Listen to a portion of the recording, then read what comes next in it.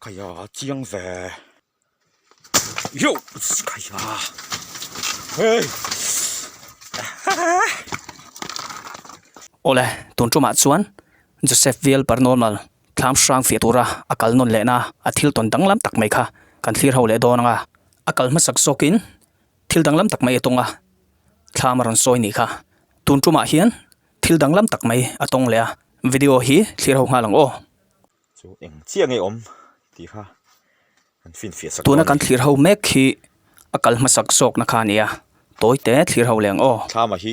kan muang hi na lian lu tuk lawa chun pachanga po chengam kan ti na kha nia a hian an thlam ron soi ni kha he la hian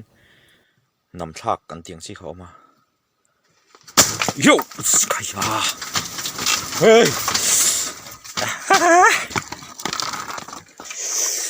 tu kìa cái ya các bạn thu chiang về tu mà nằm lâu mà đây ha tu mà nằm lâu cái ya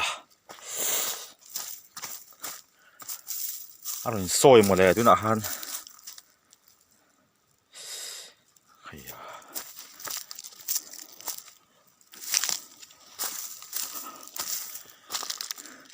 tu mà nằm lâu mà đây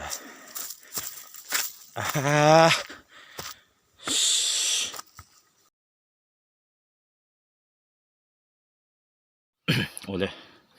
hei da ka khat lai chu ka ve to mi thlama tuna kan thlir ho le mek khi avoi ni kalna nia upload thil danglam tak mai atong kan ti kha eng thil nge thleng don le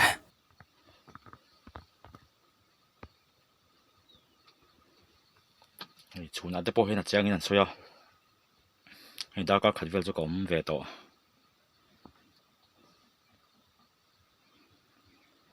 eng thil ma chu tinga thleng chu ka hre lo ma se kan ve de u phang phanga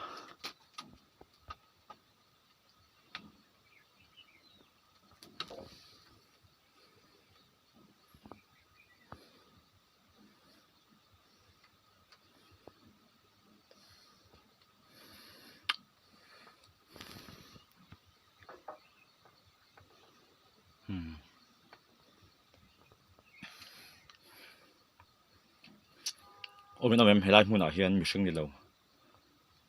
chuan áp bớt ngâm kha yom chuan yom tỉ siết cái đu nè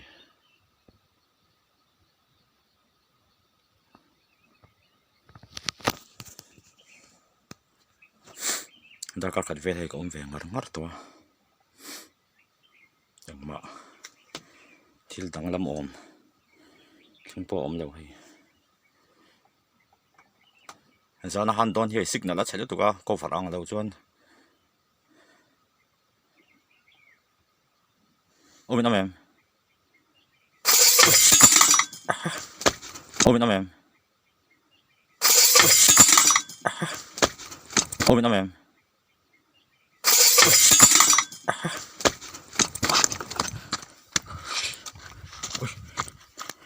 cái ya chiang về ha chú à ôm nó em cái ya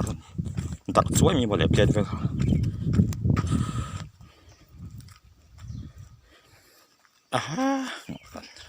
em những cái đòn về khát